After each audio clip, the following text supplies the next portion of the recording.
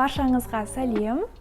Бүгінгі біздің тақырыбымыз дауыссыз әріптердің тіркесімі. Біз алдыңғы сабақта дауысты әріптердің, яғни қатар келген кезде қалай оқылатынын үйрендік. Бүгін біз дауыссыз әріптер қатар келсе қалай оқитынын үйренетін боламыз. Бірінші бізде C, K әріптері. Егер олар қатар келсе, бізде К болып оқылады. Luck, luck. Келесі бізде S, H әріпі. Олар Ш болып оқылады қатар келсе. Мысалы, ship, ship. Келесі бізде CH әріптері қатар келгенде Ч болып оқылады. Ч, Ч. Chip, chip.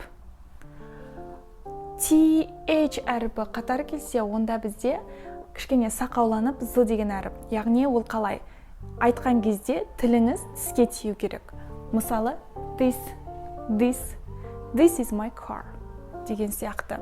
Келесі бізде W және H әріпі қатар келсе, одан кейін O дауысты әріпі келсе, онда бізде Х болып оқылады. Мысалы, who.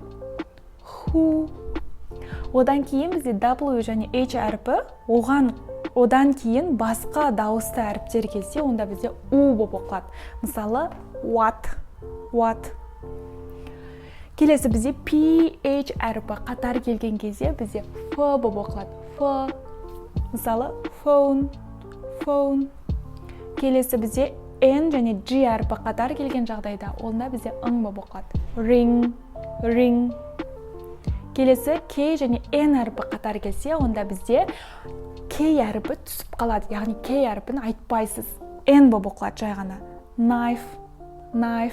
Бірақ ол міндетті түрде жазылады, бірақ айтылмайды. Knife. Тек қана K әріпінен N әріпі келсе. Осы жағдайда ғана K әріпі түсіп қалады. Осымен біздің сабағымыз аяқталды. Үй жұмысын толықтай орындап, келесі сабақта кездескенше сау болыңыздар.